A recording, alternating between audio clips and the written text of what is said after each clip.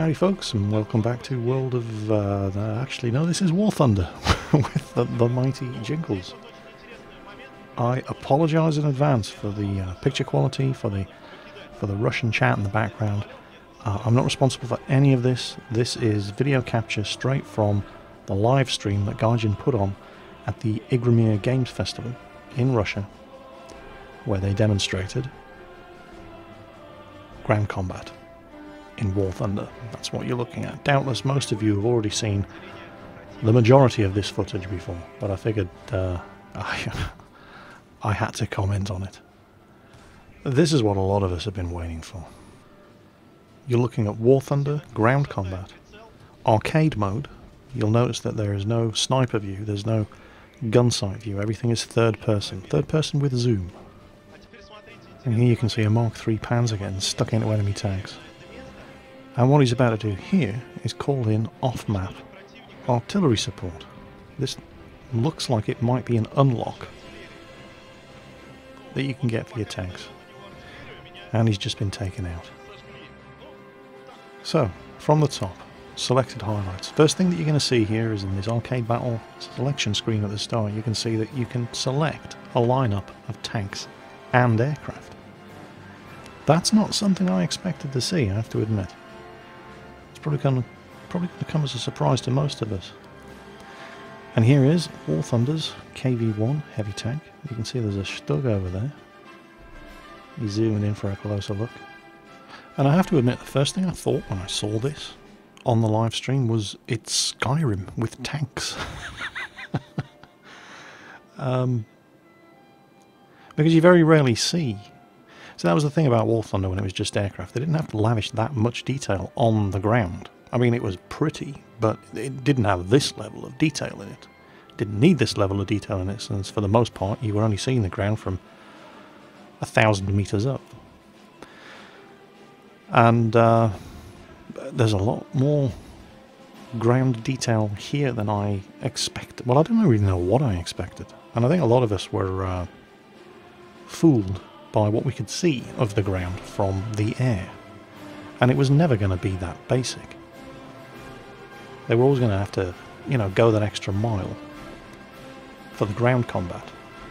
Speaking of going that extra mile, wait until you see the pyrotechnics. That was one of the things that I was kind of a little disappointed by in the air combat in War Thunder. Not so much the damage effects when you hit an enemy aircraft, but when you drop a bomb and it hits the ground, it looks fine from 5,000 meters up, but when you're a little bit closer, the pyrotechnics were severely lacking. Well, get a load of this. When you see a tank brewing up from an internal fire in this, you know that tank's on fire.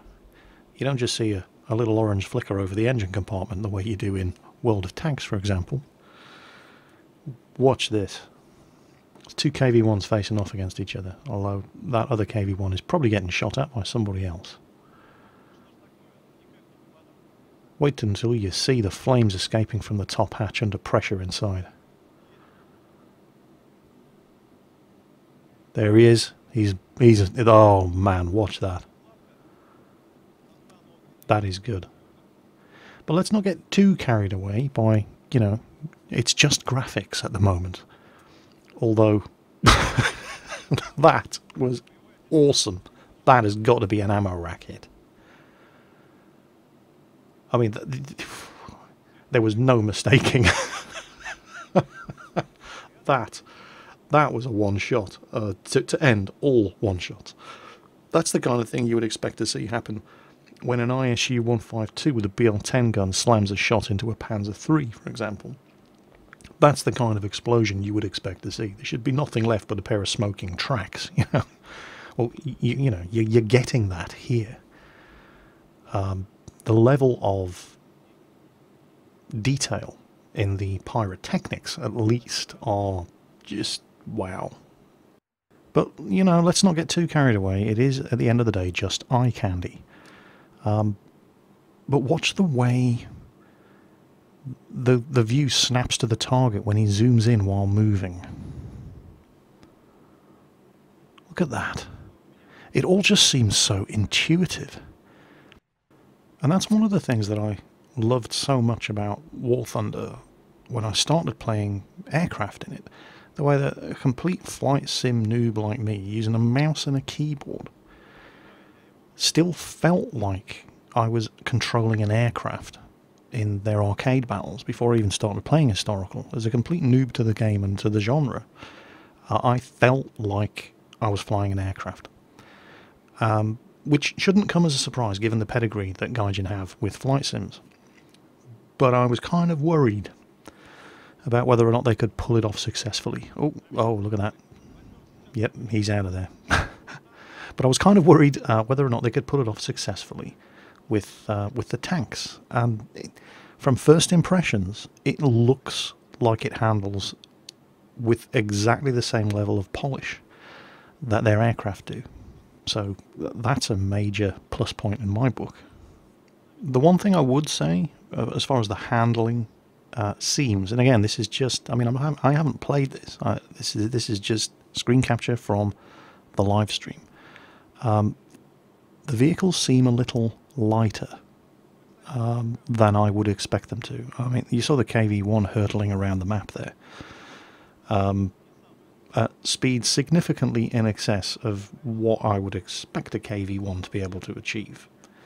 Later on, you're going to see a Stug flip itself over. The fact that you can do that is good, but it seems a little too easy to do it. I get the distinct impression from watching this stream that we're looking at a lot of placeholder.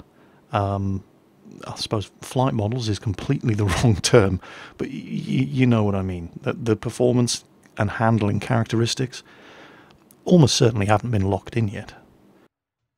So take what you're looking at with a very large pinch of salt. Oh, here we go. Calling in off-screen artillery support.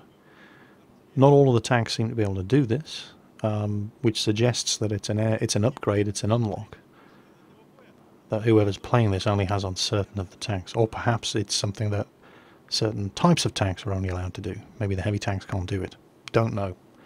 We're just guessing at this stage. I have to admit, it's at times like this where I really, really wish I could speak Russian. Because, well, I would actually have been able to understand what the commentator was talking about. Oh, check this out. He's just called in an artillery barrage on the road ahead of him. And there it is. Wow. And of course, a couple of things from that. No health bar and no damage indicator. So we don't actually know how much damage or what damage, or even if that tank, the T-70 he's driving, took any damage from that artillery strike. I think that's the one thing about this live stream, is that it just left more questions than answers. I mean, don't get me wrong, it's great to be able to see. I mean, look at the model. The rust and the mud on that Stug. And it's fantastic to be able to actually see, this stuff in action. But it's leaving a lot of questions unanswered. Like, for example, how can you tell what parts of your tank have been damaged? The KV-1 that we saw at the beginning was taking fire from all sorts of different directions. You could see penetration indicators popping up to the left and the front of his tank, but at no point did we see the, like the paper doll that shows up indicating the damage to your aircraft that exists currently in War Thunder. And, how do you know what parts of your tank are damaged? And maybe that's just something they haven't gotten around to implementing yet. It wouldn't surprise me if that was the case. This is far from being ready for release.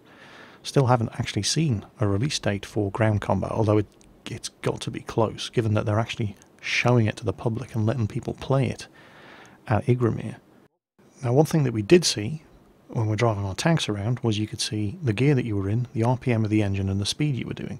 Although it didn't look like anybody was actually changing gears while driving the tanks around. But that might have just been an arcade battle thing. Perhaps in historical battles you have to actually shift gears yourself. But here we go. Flying aircraft in a combined arms battle. The Ju-87 Stuka going to fly air support for friendly tanks. Now, one of the things that people were very concerned about, and rightfully so, was how the hell are you expected to defend yourself against things like dive bombers. You know, what possible defense can you have against them? Well, based on what we're going to see, one of the problems was, well, here we go. The only targets that this Stuka can actually see are enemy aircraft that have been spotted and friendly tanks. At no point is he going to get a red player's name pop up over the head of an enemy ground vehicle. You have to actually use the old Mark 1 eyeball, look for signs of battle, and spot these tanks yourself.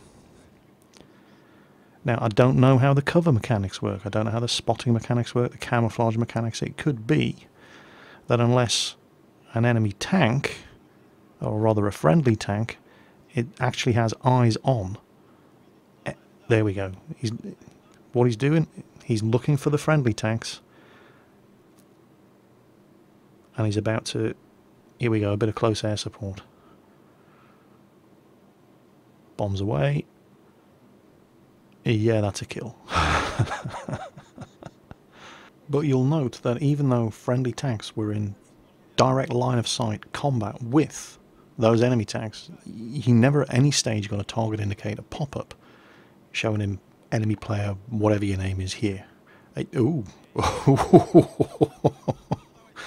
Yeah, that one's going to leave a mark. But it serves to illustrate the value of staying in cover from above. Because if an enemy dive bomber, you know, he has to actually see your tank in order to drop a bomb on you. And it seems that the way to do that is to, well, do what you would do. Fly cover over friendly tanks and engage targets that you see them shooting at. Now, I don't know if that's going to be enough, and I am 100% sure that people are going to be complaining about aircraft while you're driving tanks the way people complain about artillery when they're driving tanks in World of Tanks. So that's going to be a careful balancing act, and they almost certainly haven't nailed it at this stage of the game yet. But, oh, there we go. That's the Stug flipping over I was talking about. Now, that seemed far too easy. And that's what happens when you flip your tank. No hope of recovery, you've written it off. It seemed like it happened a little too easily, but I dare say that's something that is still going to continue to be tweaked as the game gets developed. So jumps into a second Stug. And also talking about aircraft defense again, because that's, you know, this is the big thing that War Thunder ground combat has over its most obvious competitor, World of Tanks. The fact that you can fly aircraft and tanks in the same battle. Bear in mind, this is a capture the flag domination map. It's going to be very, very difficult to capture those flags without tanks. It's not like you can land a Ju-87 on the middle of a forest on top of a pillbox and capture the flag that way. So you have to keep your ground forces alive. Now, we have not yet seen any air defence vehicles, flak panzers for example, the Whirlwinds and the Ostwind type vehicles with their own 40mm anti-aircraft guns. Are they going to be in the game? Don't know. Haven't seen any. Doesn't mean they're not going to have any, and it would make sense. And oh, there goes another ammo rack. I guess the point is it's easy to fall into the trap of trying to read too much into what we're seeing here in this live stream. This is still pretty basic gameplay. I'm 100% positive that most of the vehicles we're seeing driving around are not using their actual performance models. The Stugs and the KV-1s in particular seem far too light. And we shouldn't be surprised by that. I mean, if you look at the air vehicles in War Thunder, there are still air vehicles in War Thunder that were introduced when the game went into global beta that still don't have their proper flight models. And even the ones that do have their proper flight models are being tweaked all the time. So the fact that stuff in the ground combat at this early stage isn't handling the way you might expect it to shouldn't come as any surprise to anyone. But let's just look at what we do have. We've got tanks in War Thunder. We've got tanks and aircraft flying in the same battles on maps specifically designed for combined arms operations in War Thunder. We have no health bars. It seems to be that if you're going to knock out an enemy tank, you need to actually physically do the kind of damage to that tank which would render that tank unusable. we've almost certainly got placeholder performance characteristics on probably the majority of the vehicles, other than the aircraft, which should mostly be locked in place by now. And all of this is just the arcade battle section of the game. In fact, we don't even at this point know if it's even possible to just play tanks and not have the aircraft involved in the same battle. So there's a huge range of questions still remain to be answered. What's historical battles going to be like, for example? I don't know about you, but I'm very, very excited about finding out. So, I hope you've enjoyed that little teaser from the live stream from the Gaijin's demonstration of War Thunder ground combat and combined arms battles from the Igramir Games Festival. I've been the Mighty Jingles. You've been awesome. Take care on that battlefield, and I'll catch you next time.